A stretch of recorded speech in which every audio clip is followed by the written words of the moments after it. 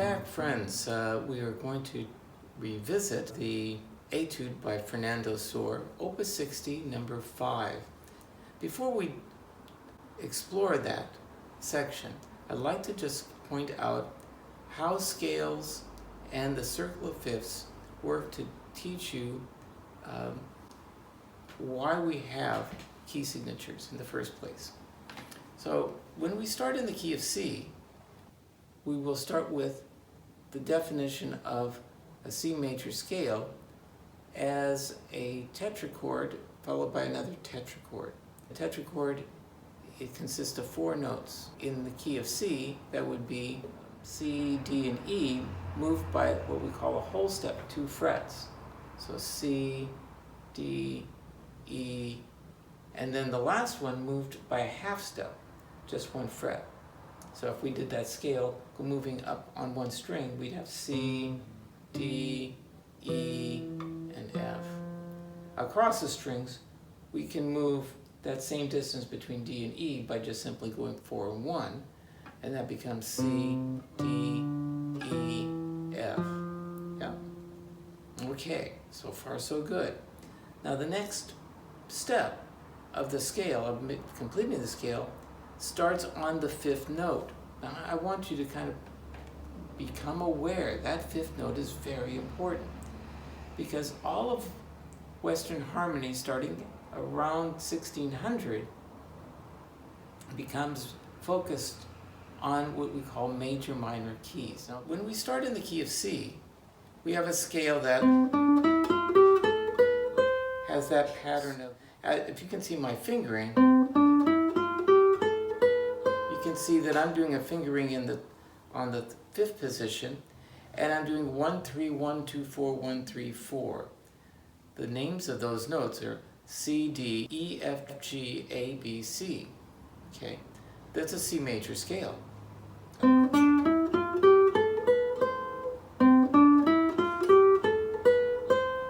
But if I change the key to the key of A, I would find myself in 2nd position. A, B, C sharp, D, E, F sharp, G sharp, A. When we look at the key of A, we're not only seeing the key signature of A major, but the keys that came before it.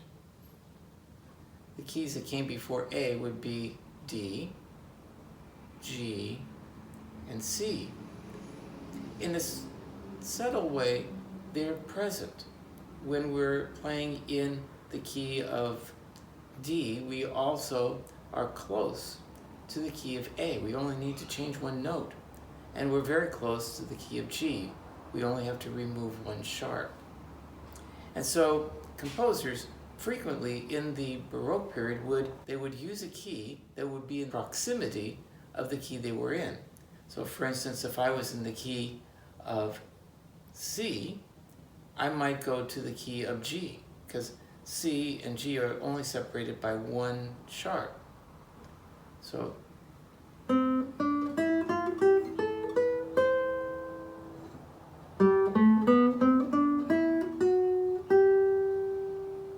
yes? Okay.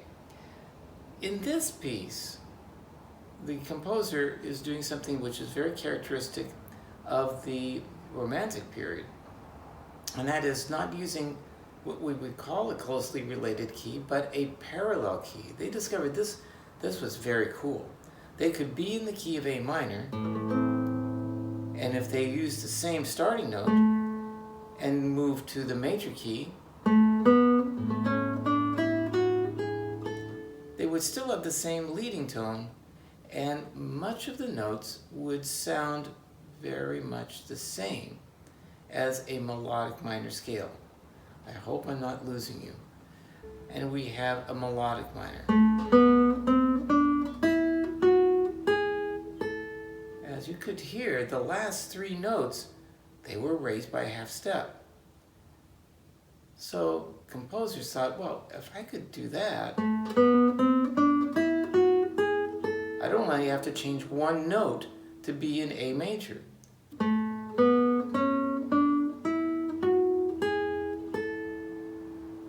So this is how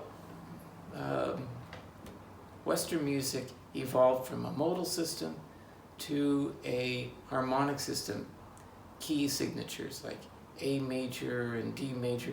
They didn't exist in the Renaissance. They began in the 17th century. Okay, enough with our history lesson. What's the relevance to what this piece is about? Well, the relevance is that our composer, Fernando Sor, decides that he's going to change key in this next section that we're going to take a look at. And in doing so, he changes the key signature from A minor to A major. Now you know that there's really only one note difference between that melodic minor, so he's going to take advantage of that. I want to turn your attention to the first section of this piece, and I want you to kind of go through the same route, except now what I want you to realize is that in fingering, sight reading involves trying to be able to anticipate what fingering is going to be coming up. So if you're in the key of A minor, you might expect an A minor chord that might look like this. And you'd look through the piece to see how high does the notes go. If you're in first position and the notes go as high as A, you're going to have to make a position shift somewhere along the line. In the key of A major, we have 3 sharps, F sharp, C sharp, and G sharp. There's a G sharp here, that'd be the lower G sharp, and we have a G sharp here, that'd be an octave above. That's a pretty big stretch. And if we have the note A, we've got to make a decision. Are we in position 1 or in position 2? If we're playing this A, we can be in position 2. If we are going to go down as far as G sharp, we may be in position 1. So in the key of A major, we might find places where we're in position 1 and other places position 2. That foreknowledge means that when you look at the piece and you examine it, you're looking to see if you can find notes that are going high enough that you might need to move to position 2. If not, if you can stay in position 1, that would be an advantage for you. Your note reading would not have to involve any position shifts. Okay, I hope that's clear. We're moving a little bit more advanced from the very first time. And now I'd like to invite you to take a look at the piece. Look for notes that are moving by step.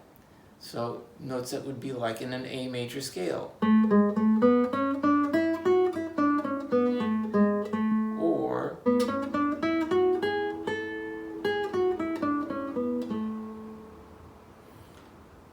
the other things that you'd like to look for is if you do see a scale, what's the starting note and what's the ending note? Maybe it only goes up 5 notes, maybe it's 3 notes, or maybe it's 7. The other thing that you want to look for, notes that are moving by skip.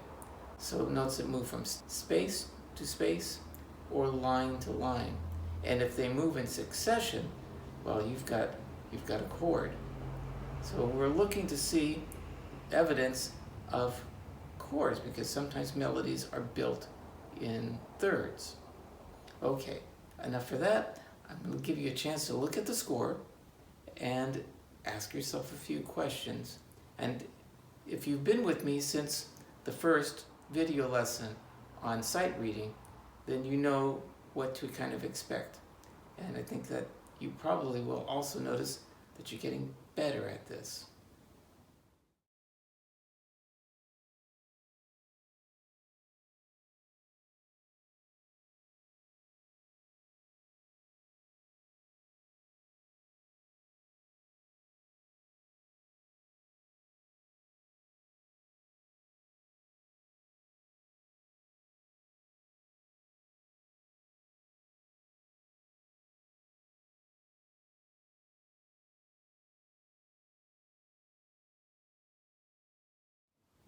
Okay, welcome back. We're going to take a look at the first section here and see what you discovered. If you were looking at the first section, you probably noticed that the bass note was very low, that's representing the harmony, and then there were notes above, and the first measure, they moved by space, a C sharp, an A, and E. Now, if you're getting faster at this, you realize that is a chord.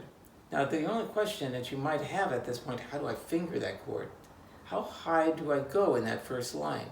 Well, you can see you can only go as far as the note F sharp, but in the fourth measure, you see that there's a D sharp, and you have a choice. How would you like to finger this? You can finger this by using the fourth finger on the note D sharp and have to stretch a bit, or you could be in second position and find that that is a little bit more comfortable, and that you're working with perhaps 4 here, but 2 and 1 here, or 3 here, and 2 and 1 here. So in measure 1, you might decide that you're going to start in second position and use 2 and 1 instead of 2 and 3. When you look a little bit further than that, your next measure, you see that you've got a scale. And it's going to go from D to B. So it's moving 3 notes, and you'll have D, C sharp, and B. The next measure, you see a scale again. So it goes from C sharp down to A, back to C sharp. So it's just down 3 notes and up 3 notes. Yeah, and really could get away with just using 1 finger. The next measure is the one we were just talking about. You've got a leap of a fourth. But after that, you see that it's moving mostly by step. This is the most complicated measure. And if you were taking this line at first glance, you'd realize this was the measure you want to take a second look at. Because you've got a D sharp, and then the next one you've got a D natural. It's like he changed his mind. He gave you a low E and a B, and then you leap up to the note E. That's a leap of a fourth. Is an interval that exposes that we probably are still dealing with a chord here. So at this point, he is suggesting an E chord. So you go from B up to E, and then down to D sharp. If you're in second position, you'll use your third finger probably for the note D sharp. And then he's going to skip E and go up to F sharp.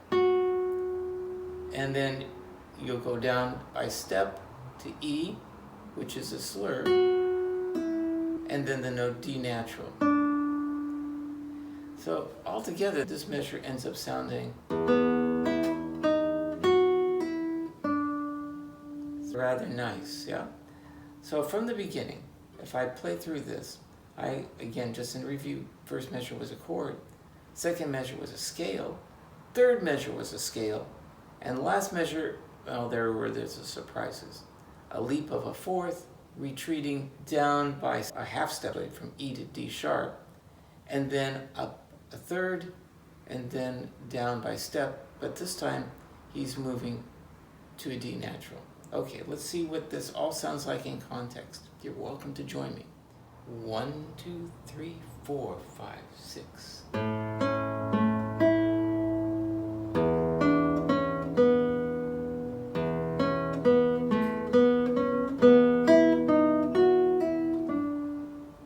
One more time. Play along with me.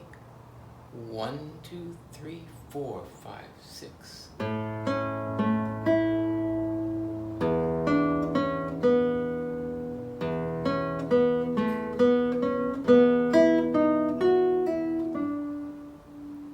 Okay, let's take a look at the next 4 bars and see if you notice anything different and anything the same.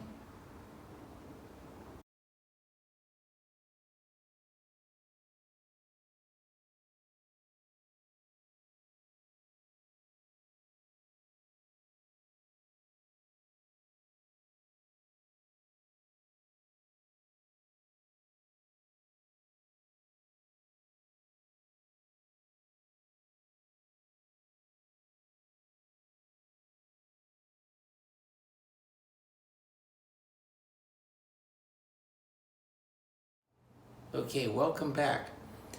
So now let's take a look at this one. Is it the same as the beginning, the first two measures? No, this time he didn't repeat. We thought it might happen. But instead, he gives us a scale that goes up 3 notes and a scale that goes down 3 notes.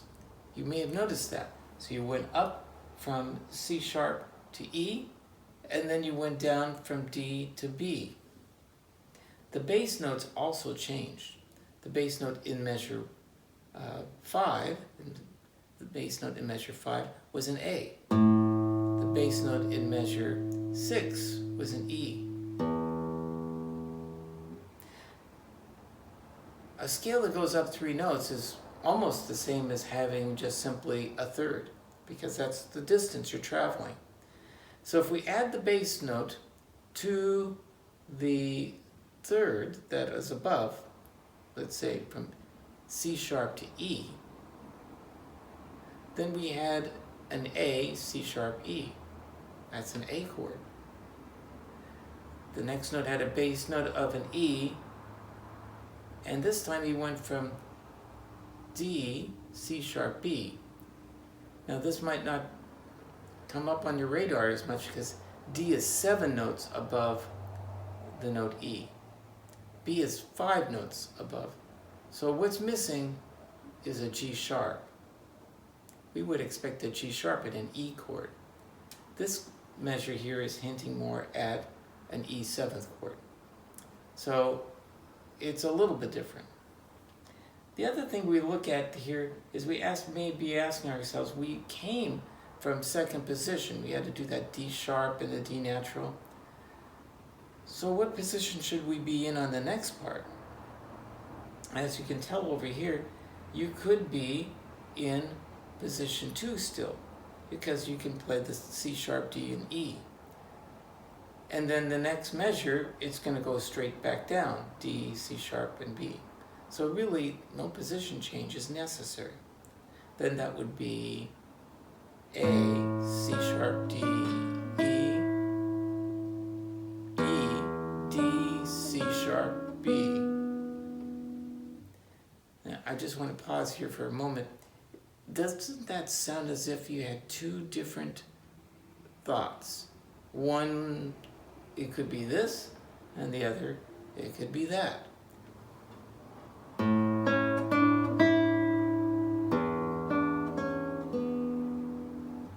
Yes? Music communicates ideas in an abstract way, but the way the language works is very much like our communication using English or whatever other language we might be speaking. Okay, quickly divert back to the music, and you notice that this time we're going to have to go as low as a G sharp.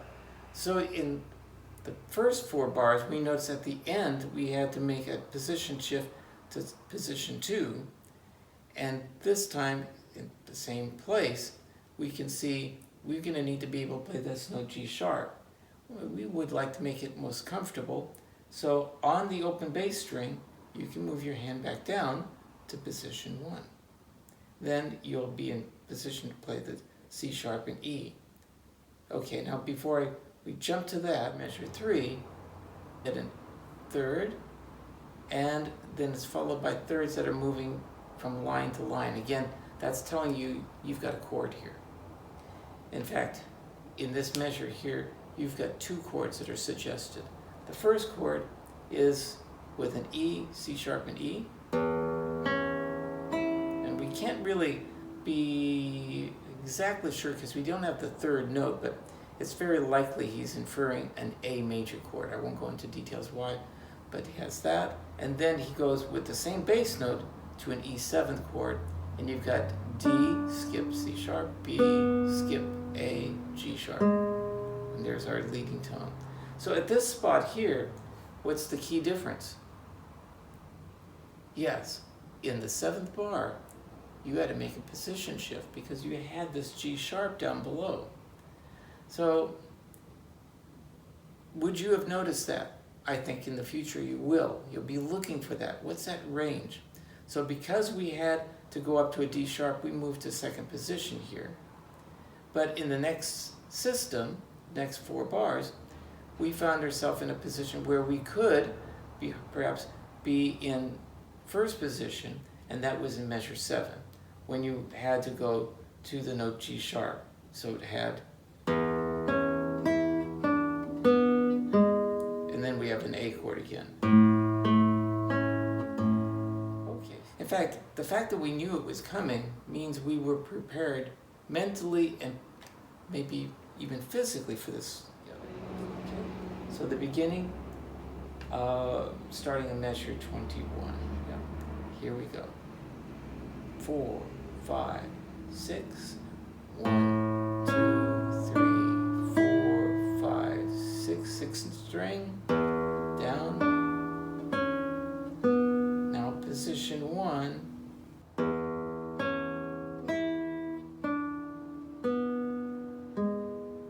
And now the A chord.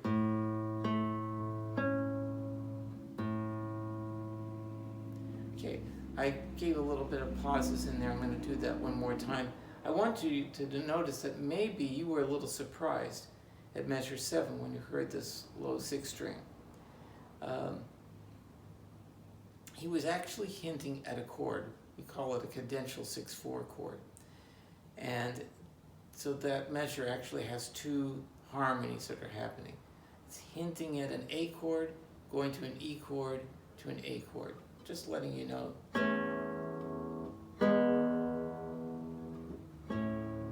So that's what he's doing. Okay, one more time with that perspective in mind. 2nd position. This time I won't hesitate between the measures. 4, 5, 6.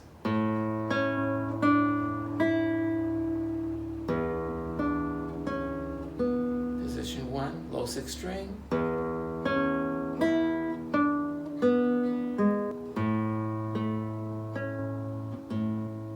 Yeah.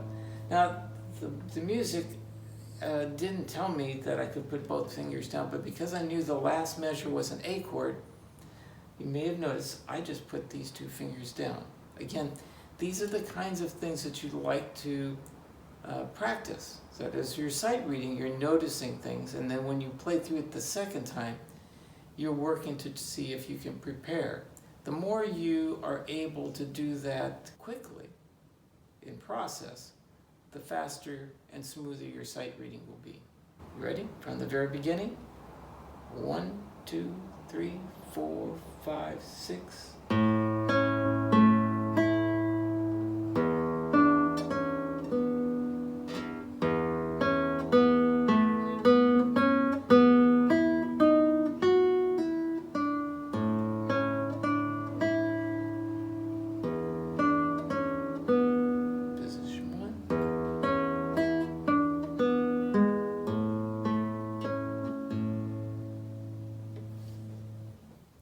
Excellent. Okay, so we're learning more and more this time. We're having to juggle bass notes. I focused most of my attention on the top part. I hope that was helpful for you. I welcome your questions. We covered a little bit about the circle of fifths. We covered a little bit about having to make a decision of what position you're going to play something in.